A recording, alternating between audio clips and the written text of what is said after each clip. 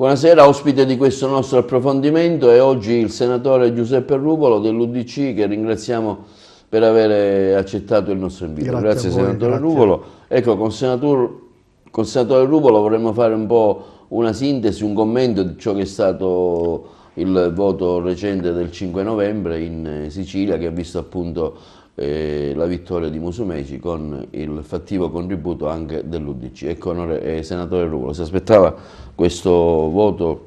L'UDC ha raggiunto quasi il 7% con 5 parlamentari.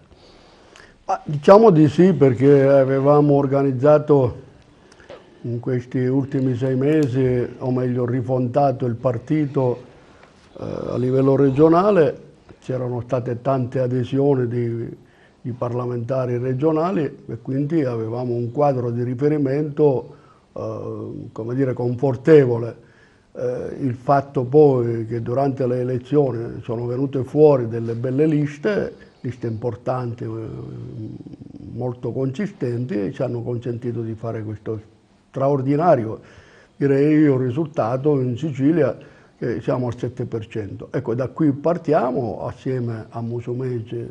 Penso che abbia voglia di continuare a questa collaborazione con noi e con le altre forze politiche che lo hanno sostenuto.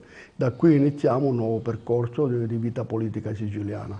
Ecco, si è arrivati alla formazione della lista con un certo travaglio, perché diciamo l'UDC dopo la scissione con l'ala che è andata a sinistra, Casini e D'Alia, insomma, era un partito un po' monco, insomma, molti componenti mancavano, per cui rifare le liste in Sicilia in pochissimo tempo non è stato semplice. Ma noi abbiamo raccolto le macerie, o meglio le ceneri dell'UDC che era sostenuta in capo a D'Alia. Da lì proprio abbiamo iniziato questo grande lavoro e da lì è venuto questo risultato. Abbiamo recuperato molti di quelli che avevano fatto l'esperienza, anche eletti all'interno dell'UDC. Siamo riusciti a mettere su una bella squadra e abbiamo ottenuto questi risultati. Ma da dove siamo partiti, proprio dalle macerie a oggi, penso che, ecco, politicamente corretto, possiamo anche definirci degli eroi, perché tutto era frantumato. Il nostro punto di partenza è stato molto chiaro, cioè quello di sostenere in un'area di centrodestra la nostra posizione politica, e questa è stata, secondo me, l'operazione vincente, e di avere fin dall'inizio sostenuto la posizione di Nello Musumeci. Poi ci sono state, se vi ricordate, tante ipotesi di candidatura, ma alla fine il buonsenso ha prevalso e soprattutto noi dell'UDC, ma non per farmene titolo, abbiamo proprio spinto verso Musumeci perché si realizzasse questa grande... Sì, perché ricordo che all'inizio, insomma, nella prima fase c'è stato tanto travaglio, tante candidature di rispetto, che oggi sono anche in giunta di governo con il presidente Musumeci. Voglio dire, è stata anche una capacità di tutta la coalizione di stringersi attorno a un nominativo per portare a casa quel traguardo che tutti auspicavamo. Perché noi abbiamo fatto una battaglia politica sapendo da dove eravamo partiti, cioè dal disastro di Crocetta. Siamo arrivati a costruire una coalizione che può governare, sicuramente governerà bene questa Sicilia. Dopo quel disastro siamo qui a riprendere, speriamo che nell'arco di qualche giorno si comporrà la giunta di governo e si parte. Perché c'era la forte preoccupazione che non si arrivava al 5%, almeno all'inizio. Parliamo dell'UDC. Arriva a Palermo in tarda serata ancora da... Questa preoccupazione mai avuta, per un solo fatto, perché l'UDC, parlo della coalizione di centrodestra, è uno dei partiti a tiratura nazionale, cioè di livello nazionale, Forza Italia, la Meloni, assieme alla Lega e noi. Noi siamo all'interno di queste forze politiche la seconda forza che sostiene Musumeci a livello regionale, ma che ha una sua presenza a livello nazionale.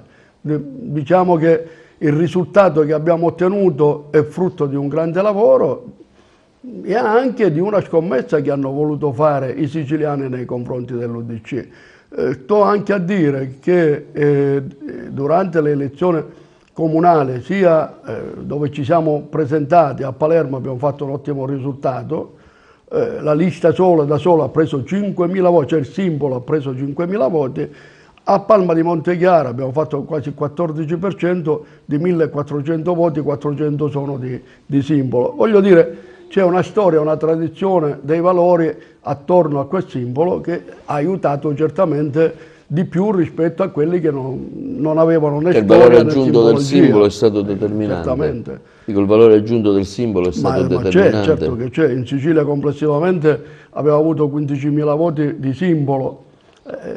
Voglio dire, la gente ha votato il simbolo senza esprimere una preferenza. Nel partito dell'UDC, che io chiamerei democristiane. Quel simbolo ancora glorioso, pieno di storia, rappresenta anche un momento di serenità e di certezza, e per gli elettori siciliani in questa fase, ma io mi auguro anche per gli elettori italiani. Senta, volendo fare un'analisi del voto in Sicilia, cioè Agrigento ha espresso quasi il 13%, se non ricordo male, come voto ad Agrigento di Comune. L'UDC? No, ha fatto il 12%. 12, sì, io ho arrotondato qualcosa. Sì. Invece è stato il migliore risultato di tutte le altre province. In qualche altra provincia invece abbiamo avuto delle ha province, calato, per esempio Catania non ha risposto come... Ragusa, Enna, che abbiamo avuto un consenso molto basso del 2, Ma come mai? Ve lo siete spiegati questo? C'erano sì, le liste che non erano forti? No, perché abbiamo puntato molto sulle realtà più importanti, Catania, Palermo, Agrigento, e poi forse meno attenzione a Enna, che rappresentava, diciamo, nello scenario ben poco, e poi con i collegi assegnati diventava complicato poter spiegare una nostra partecipazione diretta ai 2 collegi di Enna o ai 3 collegi che stavano a Ragusa. Comunque lì stiamo combattendo. Forse il voto più scarso è stato a Catania, in percento. Forse non avete raggiunto, mi pare, il 5% a Catania. No, abbiamo fatto quasi il 6%, però 25.000 voti, ecco, io le misuro in termini di voto, inventando tutto di sana pianta, perché lì è venuto solo l'onorevole Barbagallo, e poi gli altri sono andati un po' in Alleanza Popolare e via dicendo. È stato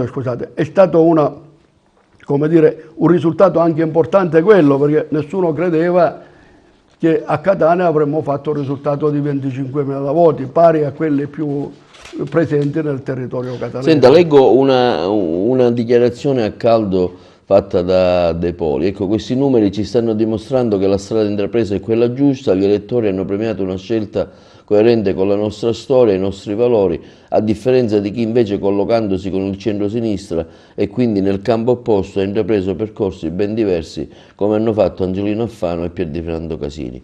Quindi, diciamo che nelle cose, un po' le cose che dicevo, no? Un'analisi anche all'interno del di questa presenza, mancata presenza all'Ars da parte della lista di Alfano, insomma, è stata una cosa che nessuno si aspettava, insomma, non ci aspettava, no? Posso essere sincero? Sì, io sì. me l'aspettavo, Sì. Peraltro ho fatto pure qualche scommessa, perché chi si occupa di questa materia, cioè la politica, che è materia complessa, ma se uno la guarda dal proprio osservatorio si rende conto che la partita era, come dire, impossibile ad arrivare al 5% per le liste che sono venute fuori nelle 9 province per quanto riguarda la posizione di Alleanza Popolare. Per il resto, anche gli altri che hanno fatto la scelta di andare nel centro-sinistra, tipo Sicilia Futura di Cardinale, il risultato non è stato, certo, ha fatto quasi il 6%, risultato di tutto rispetto, per l'amor di Dio, ma hanno pagato, secondo me, sia Alfano sia Cardinale, un prezzo, non parlo ovviamente della lista di Orlando perché non c'è niente da commentare, giusto? Perché hanno fatto la scelta di andare col centrosinistra. che se avessero fatto una scelta diversa, oggi forse magari le condizioni sarebbero diverse, però voglio dire, così è avvenuto. Certo, non avere rappresentanza parlamentare di un ministro che da 10 anni governa in questo paese mi pare anche, da un certo punto di vista, come dire, molto curioso. Io rifletterei molto se fossi Alfano, ma siccome non sono fatti miei, certo, se la veda lui, certo, quello era che giusto deve fare. un commento. Ecco, per concludere la dichiarazione di De Poli dice: ora bisogna guardare alle politiche, la roadmap è stata tracciata, la strategia è vincente. Allora questo voto, questo brillante successo avuto in Sicilia, diciamo, vi prospetta ora alle prossime politiche. Come vi organizzerete in questo senso? Quale sarà la vostra scelta futura? Ma Siete sempre con Berlusconi chiaramente, futura... però ecco, come pensate di catturare anche l'elettorato del nord che magari è un po' più reticente, considerando che c'è la Lega, c'è la presenza anche forte di Berlusconi, per cui di solito l'UDC si radicalizza con una presenza centro-sud, ecco, no? Centro-sud. Ma come ci organizziamo? Noi già siamo organizzati intanto per la scelta di campo che abbiamo fatto, cioè quella di stare nell'area di centrodestra, quindi da questa parte del campo. E questo è il primo dato fondamentale, importante, che è il fondamento di tutta la prospettiva politica. In quanto all'organizzazione, saremo presenti in tutta Italia, perché siamo presenti in tutta Italia, ovviamente con percentuali diverse, tra il Piemonte e la Sicilia c'è l'1% da quella parte e il 7% di oggi da quest'altra parte. C'è una presenza diffusa. Io ritengo che sono ritornati, è passata la moda del civismo, cioè delle liste civiche, e si torna invece a parlare con i partiti. Penso che avremo anche l'opportunità di sensibilizzare molte realtà che sono un po' sparse per questo mondo centrista, che ancora non si riesce a dare, come dire, un cammino che ci coinvolga tutti. Parlo di Fitto, parlo di energia di Parisi, parlo di altre componenti, che attorno allo scudo crociato, attorno a questo simbolo, si può costruire e allargare. E questo è il lavoro che stiamo facendo. Ci sono lavori in corso proprio per aggregare più possibile, quanto più possibile, queste aree moderate. Adesso chiamano la quarta gamba, la quarta gamba dei moderati. E in Sicilia, proprio facendo una riflessione velocissima, tra la componente dell'UDC, tra la componente degli autonomisti e popolari, siamo al 15%. Se Forza Italia, come è un partito dei moderati, in Sicilia già abbiamo il 30%. Ovviamente la sommatoria non è facile farla in politica, però partiamo anche da questo tipo di dato. E se questo è vero per la Sicilia, lo sarà per la Calabria, lo sarà per la Campania, dove siamo molto presenti, sarà certamente in Puglia. Voglio dire, dove siamo più presenti e in altre realtà meno presenti possiamo fare una media che tranquillamente supereremo il 3%, ma ne sono convintissimo, ovviamente se abbiamo la capacità di aggregare e fare un polo di attrazione centrista con il simbolo dell'UDC. Gli altri verranno, non verranno, ovviamente poi ci sono le convenienze personali di ognuno, ma penso che di qua a 15 giorni, 20 giorni avremo una traccia precisa se l'UDC va da sola per come oggi siamo organizzati oppure ci saranno tanti ingressi attorno a questo simbolo. Io sono convinto invece che ci saranno tantissimi ingressi. Quindi pensate di raccogliere... Ma certamente, perché nelle cose, cioè, faccio un esempio molto, molto pratico. Penso anche alla lista, quella che fu di lista civica dell'ex senatore Monti, cioè no, del senatore Monti, anche quella... Scelta Civica. Ecco, Scelta Civica. Stiamo anche parlando con loro, stiamo parlando con Fitto, stiamo parlando con tutti quelli che sono una realtà territoriale che messa assieme possiamo fare un bel lavoro. Poi io non so al nord che cosa succederà, io non penso che, ovviamente è una mia libera interpretazione, certo. che i colleghi Formigoni, Lupi, Albertini rimangano in questo limbo di sinistra, o comunque penso che faranno delle scelte almeno moderate e centriste del centrodestra. Qui c'è un altro capitolo, poi tutto il resto, come dire, verificheremo in corso d'opera. Berlusconi ha detto: a braccia aperte raccolgo tutti tranne Alfano e la Lorenzin. Ma io non gliel'ho mai sentito dire, poi si è fatto delle dichiarazioni ufficiali in questo senso. Dico, è possibile che una parte... No, non mi esprimo perché non so, al di là delle dichiarazioni a volte anche... può darsi che abbia fatto anche questo tipo di dichiarazione, so anche di altri nominativi che non cito, che Berlusconi, cioè di ex forzisti che vogliono ritornare, Berlusconi pare che abbia messo il veto, però... Si aspettava questo ritorno in campo di Berlusconi che tutti davano per spacciato e che ora è diventato, sta diventando almeno il punto di riferimento, lo è stato anche in Sicilia con il brillante voto che ha avuto, dico, lo sta diventando anche in Italia, già, insomma, si parla di una probabile vittoria del centrodestra. Ma parlare di Berlusconi alla luce di tutta la sua storia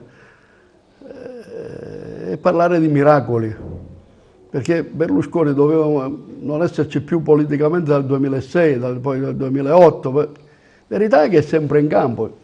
Ci sarà una qualche ragione, che poi peraltro lui sta facendo un lavoro veramente importante, quello di aggregare tutta l'area moderata di centrodestra per poter veramente andare al traguardo di vincere le prossime elezioni. Per effetto della legge elettorale sarà un po' complicata, questo lo dico in premessa prima che lei mi faccia la domanda, però non v'è dubbio che oggi i sondaggi, non sto tirando fuori io, li leggete ovunque, i sondaggi al centrodestra danno roba del 37, 36, 38% secondo le case di sondaggio, ma anche a voler fare la media siamo molto oltre il 35%, quindi cioè significa che la gente guarda con attenzione e poi quello che è avvenuto in Sicilia, come sempre, diventa laboratorio per quello che sarà il futuro di questo paese. Diamo anche una marcia in più, oltre a quella della capacità di Berlusconi, anche tutti gli altri partiti minori o comunque questi anime, chiamiamole cespuglie, ma poi fanno numeri esorbitanti. Io sto parlando che i democristiani del tempo che fu hanno messo in questa competizione elettorale il 15% senza colpo ferire. Io non so se parliamo di... facendo un'analisi del voto centrista... Voglio dire, non parlo proprio di cespugli. È chiaro che il 3% dell'UDC nazionale serve anche ad alimentare molto di più il risultato che i sondaggisti oggi danno. Perché io non ho mai letto un sondaggio per l'UDC in queste elezioni regionali. Nessuno ha detto se valeva 0 o valeva 50. L'abbiamo scoperto solo la sera quando hanno dato gli exit poll, che orbitavamo dal 6 al 10%. Sì. Ma per gli addetti ai lavori le urne sono sempre le urne, però un minimo di previsione veniva fatta, come veniva fatta per esempio della inconsistenza totale del centrosinistra. Non mi pare che c'era storia da poter cominciare, tant'è che quello che tutti prevedevano si è verificato, oltre alle case di sondaggio, ma la gente comune non andava più a votare Micari e lì c'è anche il fallimento del progetto Orlando. Orlando voleva diventare chissà che, eccetera, eccetera, il federatore. Forte della vittoria di Palermo. Alla fine, dopo certamente il suo trionfo palermitano, ma il fatto vero è che non ha saputo costruire uno straccio di liste nelle varie province. Lui mirava a queste liste del territorio con la presenza del lista del territorio, eccetera, eccetera.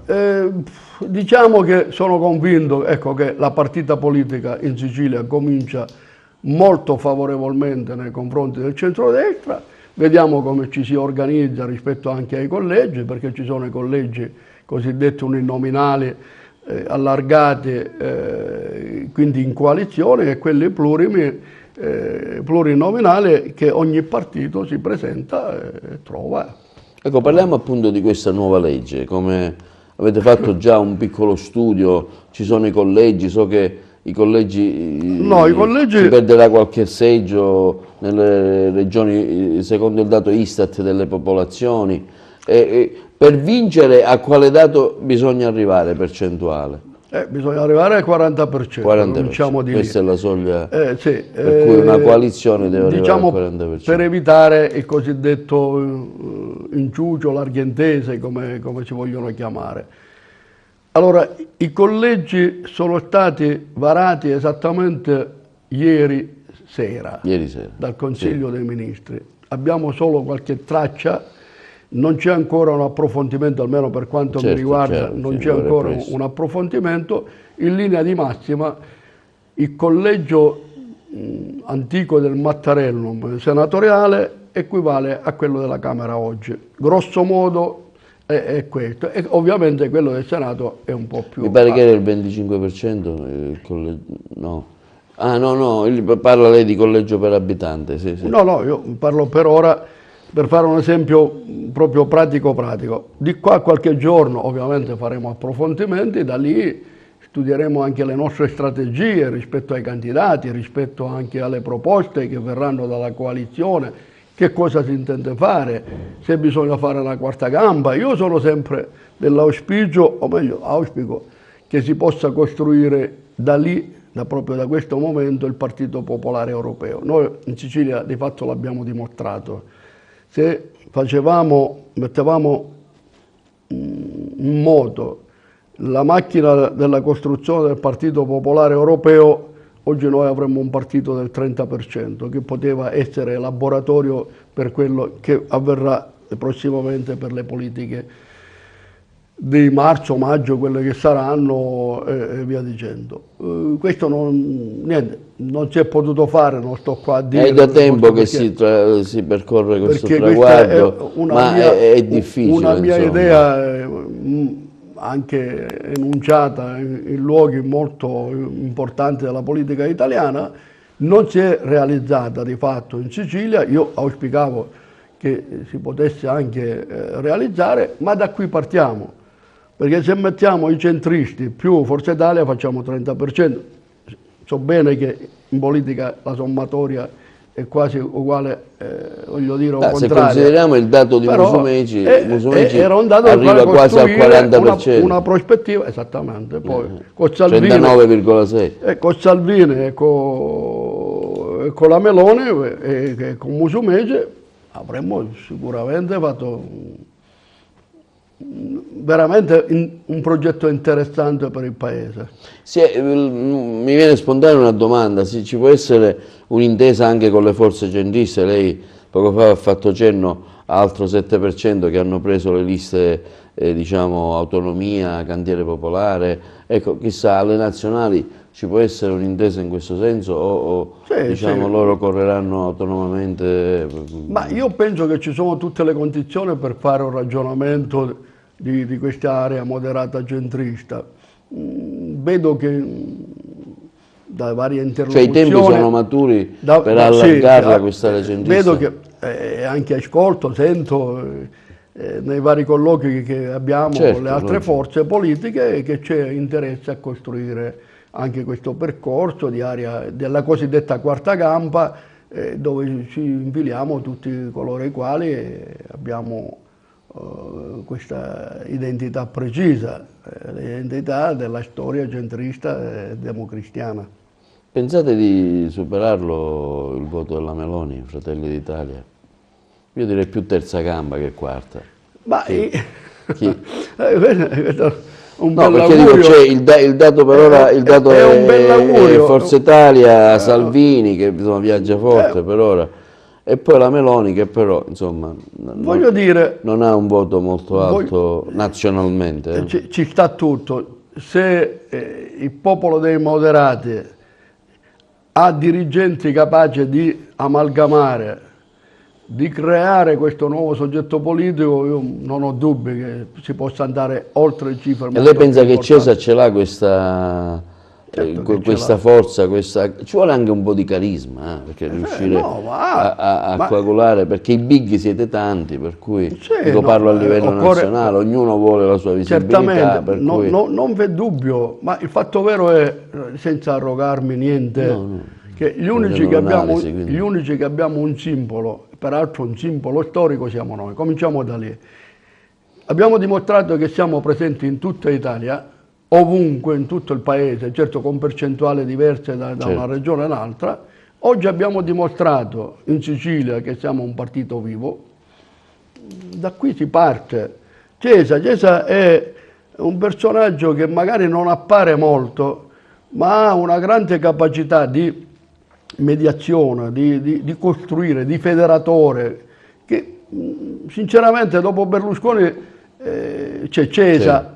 Ma no, perché gli voglio fare piaggeria, no, assolutamente, figurarsi. Il fatto vero è che è uno che ha grande capacità di aggregazione e noi speriamo che lui continui questo lavoro, ovviamente supportato anche da noi, per poter, come dire, fare il lavoro di primo livello e poi mano a mano fare crescere questa entità che può competere tranquillamente alle prossime elezioni politiche. Ribadisco, ci sono contatti a tutti i livelli, con forze politiche anche presenti in Parlamento e anche con quelli che hanno costruito nel frattempo movimenti, parlo di Parisi e via dicendo. Questo è lo scenario che si presenta davanti a noi.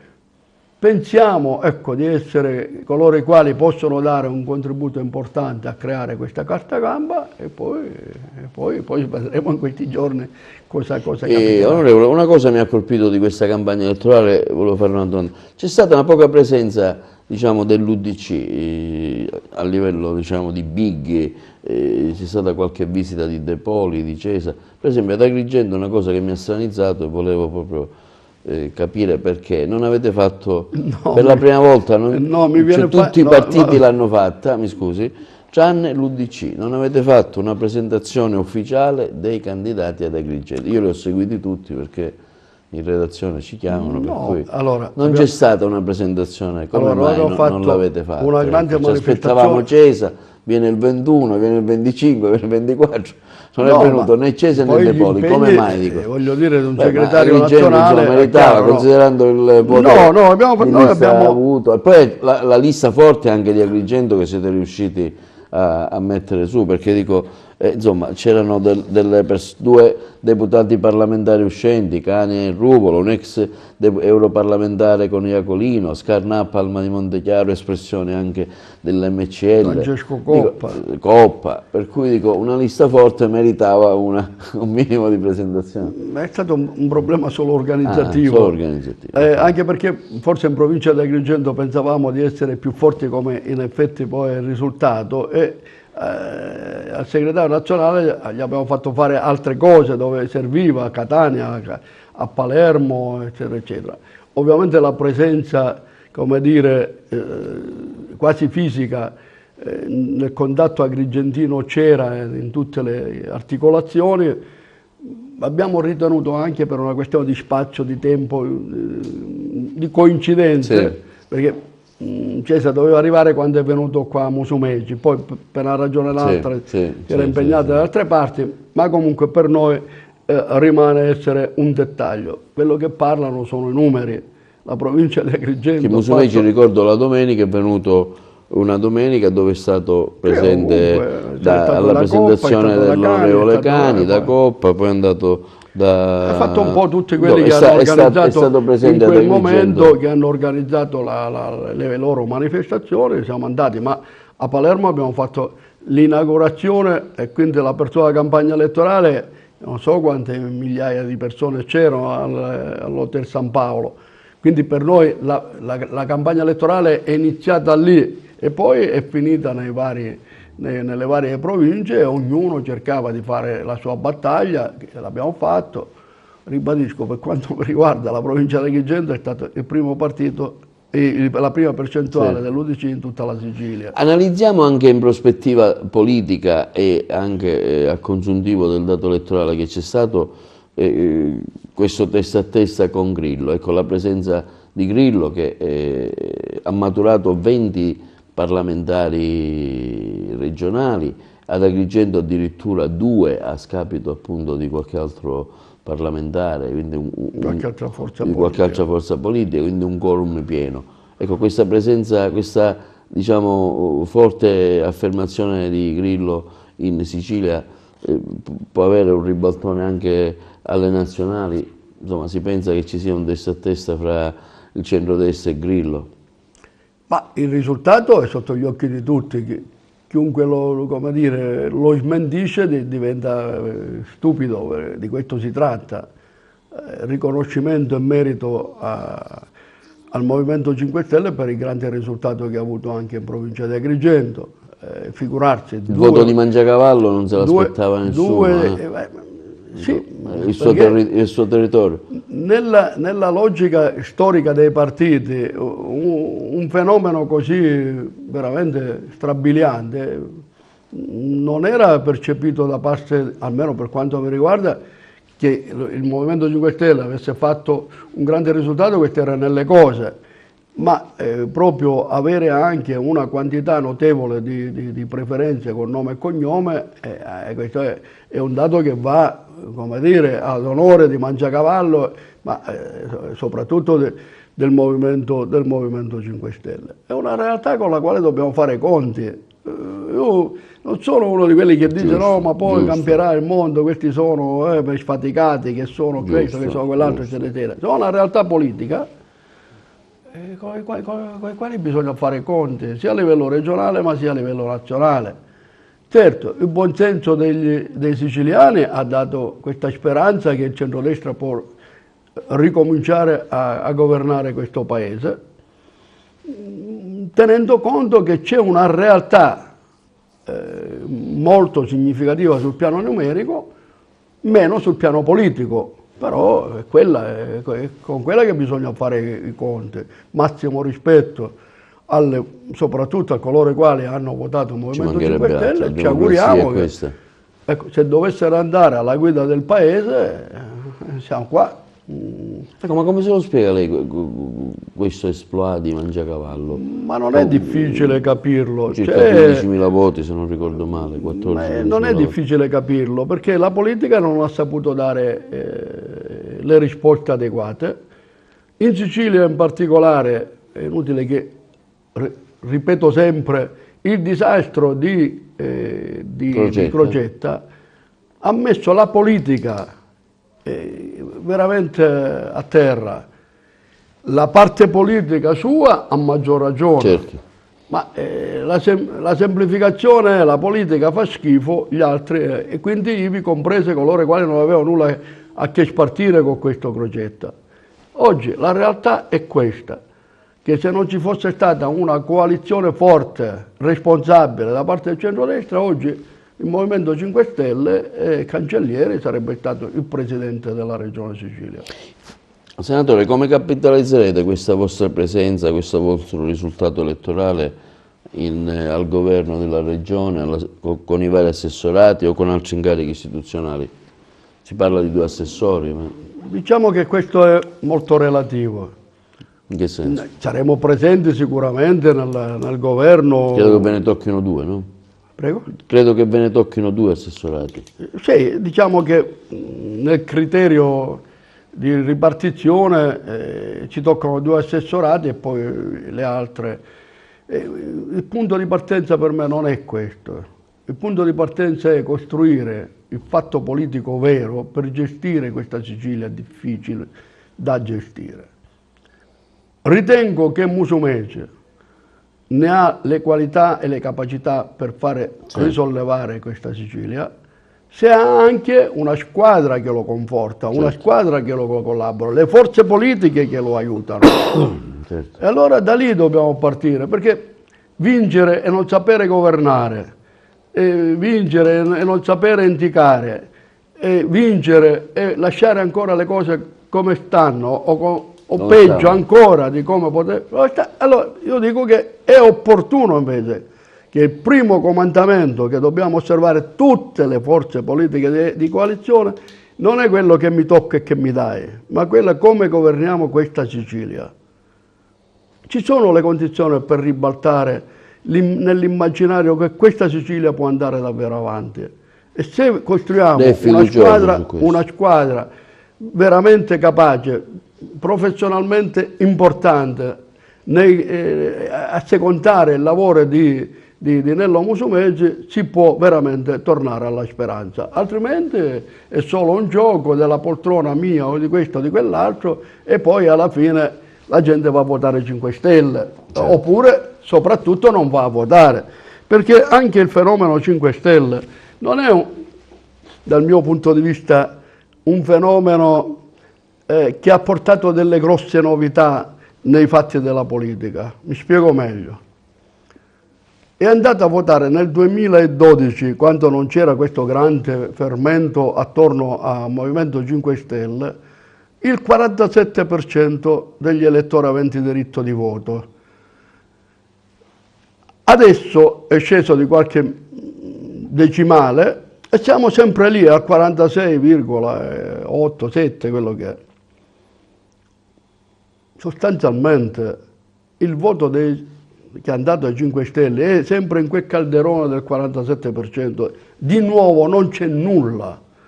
Il nuovo sarebbe stato che il Movimento 5 Stelle portava a votare una quantità importante di elettori siciliani, anche avendo la possibilità, anzi le probabilità erano molto molto maggiori per loro, per andare al governo della Sicilia. Questo non è avvenuto, siamo dentro un cerchio ristretto, sempre del 47%, sì. E ce lo dividiamo a secondo che le forze politiche che scendono in campo. Non c'è stata, la spinta propulsiva a far andare prima fra tutte a votare la gente. Certo. È sempre sullo stesso 47% che si è manifestato. Analisi chiara. Penso di fare un'analisi ovvia, sì, insomma. Sì. Ma come si spiega lei questo 50% di siciliani, 53% che si rifiuta di andare a votare? Perché non crede più alla politica, non crede a coloro i quali enunciano chissà che cosa uno deve fare, ma alla fine comunque la gente si accorge che ci sono problemi. Parliamo degli assessori, mentre gli altri partiti già bene o male hanno detto chi saranno i loro assessori, e dice che domani o domenica dovrebbe sciogliere la riserva Musumeci. Ecco, dell'UDC si fanno sempre i nomi di La Rocca, Ruvolo e Turano e Bonafede. Su questo ci può anticipare qualcosa, magari, approfittando? Chi saranno gli assessori dell'UDC? Ma è un tema all'ordine del giorno? Ma chi dico, non lo so, c'è questa grande curiosità. Non mi spiego. Si fa il nome della Bonafede, della Rocca, Ruvolo e Turano. Può darsi che hanno giornalisti, amici che spingono a dire che questo io leggo un po' il partito non ha ancora perché c'è deciso. Questa quando il presidente Musumeci ci comunicherà quanti assessori... Voi avete fatto una lista di nomi a Musumeci, l'avete già data? No, assolutamente. Non vi ha chiamato Musumeci? Assolutamente. Ma come si decidono gli assessori solitamente? Non c'è una interlocuzione fra il presidente... Ci mancherebbe, ma l'ufficialità dell'atto ancora è quanti assessorati toccano ad A, a B e C. Benissimo. Perfetto. A voi ne dovrebbero andare un due. Criterio c'è il criterio del 3%. Un criterio oggettivo che può essere quello del 3%. A noi dovrebbero... Insomma, comprendiamo che su questo è abbottonato. No, non sono abbottonato, sono realista. È un'altra cosa. Vede, tutte le chiacchiere che vengono fuori.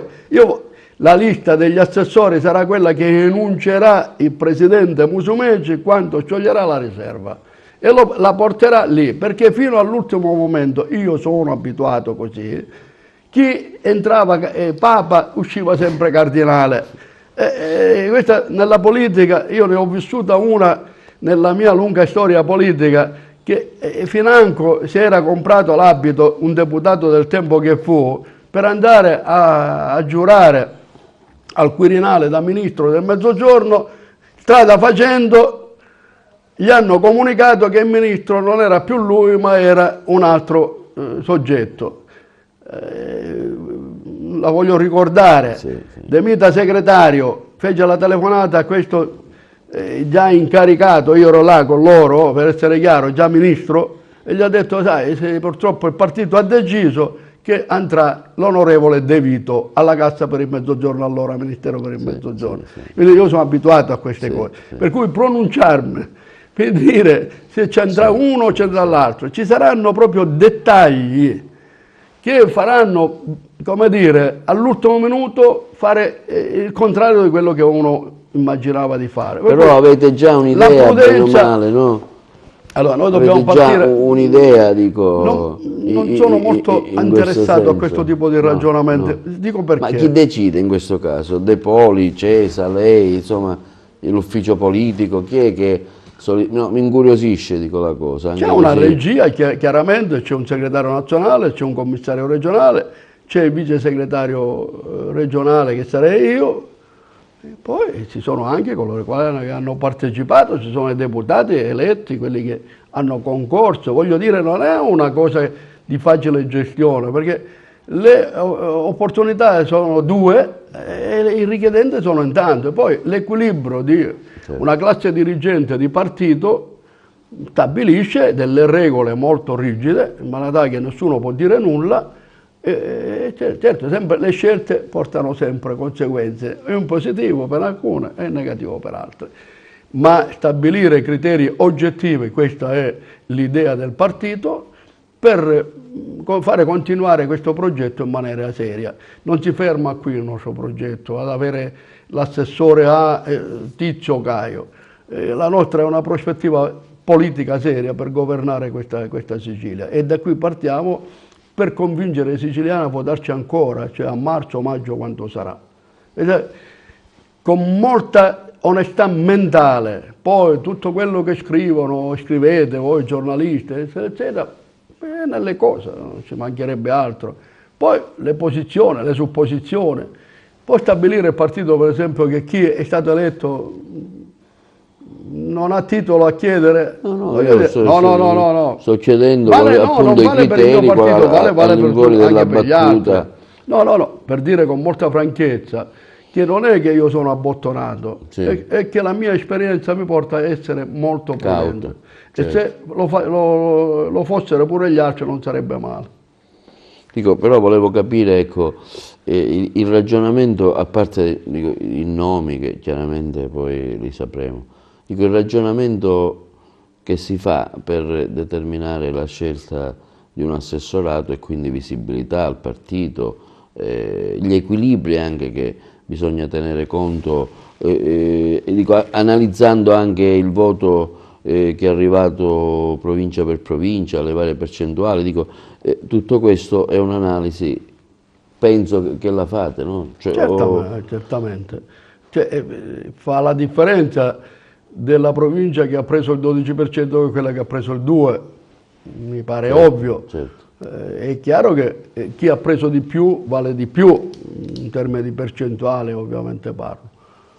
Quindi criteri che stabiliremo veramente oggettivamente, senza però dico, ci deve essere un'interlocuzione col Presidente, no? Ma c'è l'interlocuzione costante col Presidente, ci mancherebbe. Non è che il Presidente si alza la mattina e dice per l'UDC faccio senatore Ruvo, qualcuno mi ha detto che potrebbe essere lei. Un mio collega una sera a cena mi disse l'assessore sarà il senatore Ruvo. È una delle tante che mettono in giro, però posso dire che anche perché poi c'è il lavoro delle ho altri pensieri, altre prospettive. Poi ci sono le commissioni, la presidenza delle commissioni, è tutto un addivenire a cascata poi chiaramente. Comunque la cosa più importante è governare la Sicilia. Ma lei crede che veramente Musumeci riuscirà a dare una svolta alla Sicilia, considerando i tantissimi problemi che ci sono?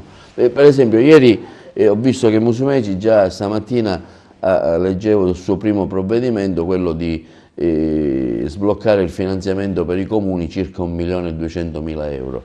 Primo input che ha dato, perché chiaramente i comuni sono a secco, sono a zero e quindi un po' di ossigeno. Ecco, questo è il primo provvedimento che ha fatto ieri.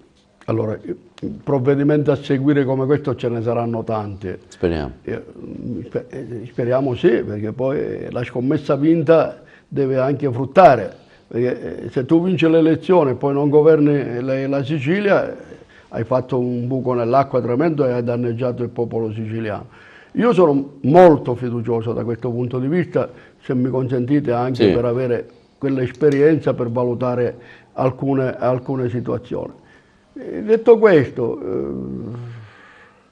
le precondizioni ci sono tutte per governare bene questa Sicilia. Cominciamo dalle cose più importanti a quelle meno importanti. Il 1 milione di euro per i comuni, voglio dire, è un provvedimento forse amministrativo, ma ci sono tanti temi ancora. Tra i temi più importanti io vedo per esempio l'occupazione e la disoccupazione giovanile, è lì che bisogna veramente stare addosso. E poi tutto questo mondo del precariato, che fine farà? Questi sono i veri temi. Li manteniamo ancora in precariato, li buttiamo fuori, hanno una prospettiva. Gente che ha 30 anni che fa il precario. Può reggere più questo sistema di precariato? No.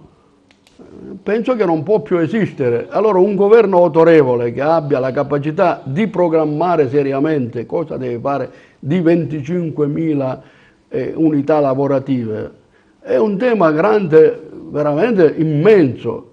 Poi sui fondi strutturali, che la Regione Sicilia con 300 di funzionari e dirigenti che ha non riesce a mettere in capo manco una iniziativa, e quindi lì c'è da falcidiare dal mio punto di vista la classe burocratica di questa Sicilia. Infatti Musumeci lo ha messo al primo punto. No, lui lo mette al primo punto, io lo metto il primo punto del primo punto. La burocrazia che no? Perché poi ingessa un po'. la politica ha le sue responsabilità, perché ha creato la politica questi mostri. Sì. Perché c'è un elenco di non so quanti, centinaia di funzionari e dirigenti che non sanno manco la mattina dove andarsi a sedere e costano all'erario italiano e all'erario siciliano e a ogni italiano e a ogni siciliano fior di milioni di euro l'anno. Ma è possibile mantenere ancora questa situazione?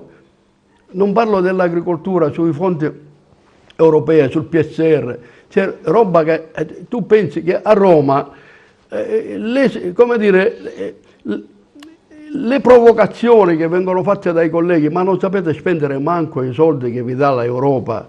Questo è un altro tema, ed è un tema che Musumeci è molto impegnato, anche perché conosce la macchina della burocrazia dell'Europa. Voglio dire, se poi riesce a fare una squadra di gente che ha capacità anche e autorevolezza per fare alcune cose, ritengo che può iniziare un bel percorso per questa Sicilia.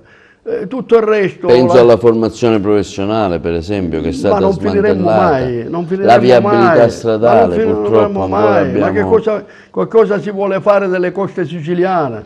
Dobbiamo ancora privilegiare le trivelle del signor Crocetta e del signor Renzi, o dobbiamo fare un'altra cosa?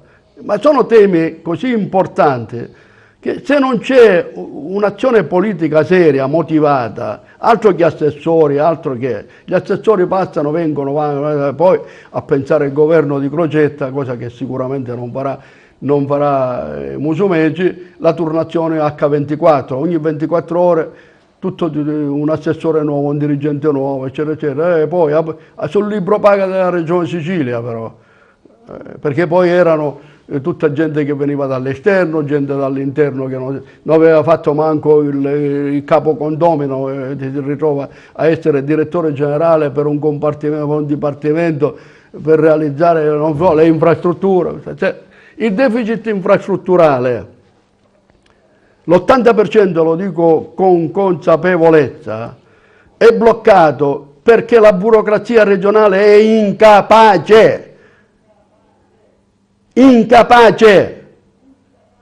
La classe politica ha, come dire, costruito questi mostri. Adesso basta, perché non se ne può più, adesso basta.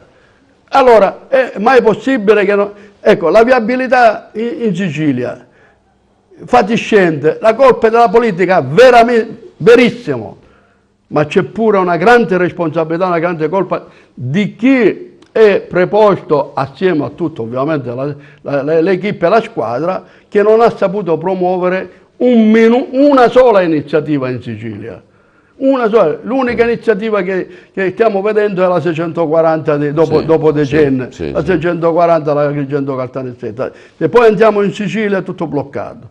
È bloccata per ora la Siracusa-Ragusa per un adempimento burocratico e a 9 mesi che non si fa un provvedimento per sbloccare quei lavori. Se ci sono cose che non vanno, pigliate le carte e le portate alle procure della Repubblica competenti. Certo. Ma se questa invece è un'azione per bloccare tutto e non fare niente, e pigliarti poi stipendi di 200 e 300 mila euro, che poi si trova sempre come scogitare per non perdere il privilegio, no? Ma non può funzionare così, perché se Musumeci non prende l'accetta in questo campo, ma sono veramente bocconi amari che lui prenderà, perché il siciliano guarda con speranza a Musumeci. E se dovesse deludere Musumeci, il popolo siciliano saranno guai davvero. Insomma. Il rapporto con Roma quale sarà da parte di Musumeci secondo lei? Il rapporto? Perché con Roma, con l'amministrazione nazionale, perché vedremo che governo si farà. C'è stato un taglio forte. Ormai questo governo nazionale è un governo a termine, durerà ancora, non so, 2 mesi, 3 mesi. È chiaro col governo che verrà, quali rapporti, con l'Europa, quali rapporti. Che ha detto che andrà anche in Europa per vedere un po'. La prima cosa che non glielo suggerisco io, lui è più bravo di me certamente, ma il primo atto è quello di andare a raschiare il barile in Europa, che cosa c'è e perché non sono arrivati i fondi strutturali, perché non sono tutti i fondi europei, mettiamola così in maniera molto, molto generica, perché il PSR sull'agricoltura non sono partiti. Dovrebbero partire ora, a momenti, insomma. Sono stati finanziati. Ma dovevano partire 2 anni fa, 3 C'è anni un fa. forte ritardo comunque, dico, nella macchina amministrativa senza regionale. ricordare sempre le solite cose. In Veneto e Lombardia, in Emilia Romagna, le hanno spese prima di cominciare. Già siamo 2 anni in e qua ritardo. ancora aspettiamo che devono arrivare. Ma devono arrivare per chi? Per che cosa? Per fare un bando? Se non ricordo male, deve partire il PSR 2014-2020, cioè quello, quello che doveva partire nel 2014. Perfetto. Siamo nel 2018 perché ormai siamo a dicembre. Lei ci è arrivato così. Questo vuol dire elementarmente che siamo in ritardo di 3 anni. Esattamente andata così. È possibile che già quelli del 2014 li hanno spesi 2 anni fa e noi ancora aspettiamo l'inizio di poter spendere. Ricordo che con la presidenza Cuffaro abbiamo avuto una premialità in Sicilia per velocità di spesa. Ricordo che allora, non so se ricordo, 500.000 euro ci regalarono. C'era un impegno forte ad attenzionare le questioni che venivano dal fondo europeo. Questi 5 anni, ahimè, ma perché è così difficile programmare questa spesa, senatore? Per incapacità. Per incapacità.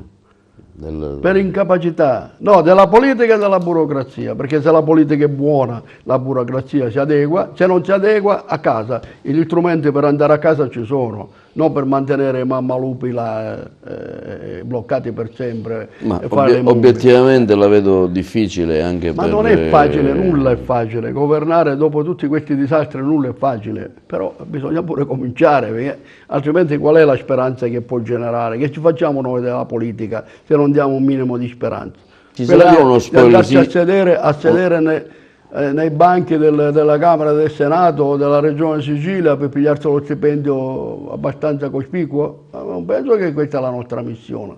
La nostra missione è un'altra, avere capacità, intelligenza, serietà soprattutto di dare una prospettiva e un futuro a questa Sicilia. Ci sarà lo spoil system, secondo lei? Lo farà? Io mi auguro, stiamo parlando proprio di questa materia, me lo auguro. Ci avrà la forza di Musumeci di resistere alle tante lobby che magari cui uno esprime, per cui quello non si tocca, quello non si tocca, quello non si tocca. Io penso se avrà questa forza? Io penso proprio di sì. Io penso proprio di sì. Cioè utilizzare anche il sistema della rotazione con obiettivi precisi, ad anno si presentano i risultati, se non ci sono a casa. È un sistema molto semplice. Vorrei chiudere questo nostro, siamo quasi alla fine del nostro tempo a disposizione. Ecco, ora si giocherà il nodo della presenza dell'Ars. Già si parla di Musumeci, di un probabile intesa con il PD per una vicepresidenza, ma stamattina c'è stata la forte presa di posizione di Cancellieri che dice alt, noi abbiamo 20 parlamentari per cui la vogliamo noi la vicepresidenza. Allora, insomma c'è una partita aperta. Allora, la presidenza di Miccichè che non è garantita se non c'è l'appoggio di altri i numeri, insomma, e si pensa di un accordo col PD. Faraone ha detto che accordo non ne fanno con nessuno perché loro sono all'opposizione e faranno l'opposizione. Cancellieri ha detto tocca a noi la vicepresidenza perché siamo il partito di minoranza maggiore con 20 deputati, quindi diciamo si giocherà questo scacchiere, no? Sì, ma presidenza, allora, vicepresidenza, secondo allora, me è lì il primo punto in cui Musumeci dovrà dimostrare effettivamente la sua consistenza. Lì non dipende solo da Musumeci, lì dipende dalle forze politiche se vogliono organizzare una assemblea regionale capace, efficiente e che sia anche equilibrata nel riconoscimento delle forze politiche oppure giocare a rimbalzo. Per quanto riguarda il centrodestra, la sua scelta già l'ha fatto con i suoi numeri, quella di Gianfranco Miccichè, presidente dell'Assemblea regionale. Ecco, dico, ma bastano i voti per eleggere? Poi si allarga, è chiaro che si allarga. Io, per quelle volte alle quali ho partecipato, non solo per le assemblee regionali, ma anche quelle di Camera e Senato, il criterio poi tra le forze politiche si trova sempre. No, lei dice lì non dipende tanto da Musumeci, ma dipende dai parlamentari. Meno, ma alla fine un ufficio di presidenza si farà, ci saranno i vicepresidenti. I 5 Stelle rivendica con i suoi 20 deputati la vicepresidenza? Oggettivamente sì, poi negli equilibri dei partiti, se il PD non vuole stare comunque fuori da ogni cosa, forse per non scegliere, dico io, anche un'altra linea, si può anche trovare, ma sono convinto che poi nelle logiche della politica si troverà. Di Musumeci c'entra poco, perché chiaramente, ma diciamo sì, perché è un lavoro più di partiti e di aula, il candidato, cioè il parlamentare che vota. Cioè per quanto riguarda, esattamente, per quanto riguarda l'aspetto di governo, ovviamente tutto dipende dalle mani e dalla capacità di Musumeci. Per quanto riguarda l'aula, certo lui può influenzare, dare una mano a costruire nel miglior modo possibile un'aula che lo possa anche fare lavorare, perché poi l'aula non è che si va a passeggiare, si lavora di concerto col governo regionale. Se c'è questa simbiosi, questa sintesi tra le due forze, come dire, istituzionali, si può fare una cosa importante. Bene, siamo all'ultima domanda, il tempo è tiranno e dobbiamo chiudere le conclusioni. Ecco, mi piacerebbe parlare un po' di ciò che ora il nodo importante della presidenza a Miccichè, delle vicepresidenze, ci saranno degli equilibri da rispettare, si parla di un'intesa diciamo per avere i voti del PD per l'elezione di Musumeci, in cambio di una vicepresidenza al PD, però c'è stato lo stop di Faraone che ha detto no, noi andremo all'opposizione, Cancellieri come partito maggiore di minoranza con 20 parlamentari dice no, la vicepresidenza tocca a noi, quindi anche lì ora si dovrà stabilire. Dico, il primo banco di prova è questo, senatore. Sì, io penso che per quanto riguarda la scelta del centrodestra è compatta, unitaria, a portare a Presidente dell'Assemblea Gianfranco Miccichè. Su questo penso di avere pochi dubbi. Per quanto riguarda le vicepresidenze... Una va Di Mauro, dovrebbe andare all'area autonomista, si parla di Di Mauro. Io lo auspico, me lo auguro perché è un agrigentino, ma al di là dei soggetti, sì. Il tema vero è trovare un equilibrio tra i partiti, perché un'aula si deve costruire con la più larga convergenza possibile tra le forze politiche. Se questo avviene aiuta sia il governo e soprattutto di fare lavorare l'aula. I 5 anni trascorsi, veramente c'è da vedere quante volte sono entrati in aula i parlamentari regionali, dei 5 anni, 2012 al 2017. anche perché c'era uno scollamento, cioè delle situazioni, poi le maggioranze fatte all'ultimo minuto, variabili, io dico raffazzonate e via dicendo, hanno ancora peggiorato l'azione del governo, perché il governo magari proponeva una certa iniziativa e l'Aula la bocciava regolarmente, come tante volte è capitato. Quindi fare questo lavoro, armonizzarlo soprattutto tra le forze politiche, interessa sia alla maggioranza che all'opposizione. Lì Musumeci, diciamo, è un problema dei partiti. Sì, prevalentemente farà la sua parte, immagino, però il grosso rimane anche perché quest'anno, ricordiamo, ci sono 20 parlamentari in meno e quindi questo può avere uno snellimento. Agevola certamente questo lavoro di mettere assieme le forze politiche per traguardare all'unico obiettivo, fare lavorare questa assemblea regionale seriamente e finalmente può diventare veramente una regione a statuto speciale. Fino adesso non l'è stato. Bene, noi ci auguriamo che il Presidente Musumeci possa dare le risposte alle tante emergenze e problematiche della Sicilia, ce lo auguriamo di vero cuore per tutta la Sicilia. Ringraziamo il senatore Giuseppe Ruvola, abbiamo voluto fare un po' un'analisi di ciò che è stato il voto politico regionale, anche del brillante risultato dell'UDC che raggiunge il 7%. La ringraziamo. Grazie a voi. Grazie della sua disponibilità, grazie sempre ai nostri telespettatori che hanno la bontà di seguirci. Ricordo che questo programma lo potete vedere sul digitale terrestre in tutta la Sicilia e Bassa Calabria sul canale 92, sarà pubblicato nel nostro sito in streaming, sul nostro canale YouTube, Twitter insomma, e tutti i social disponibili. Grazie, una buona serata, un buon fine settimana, grazie senatore. Grazie a voi.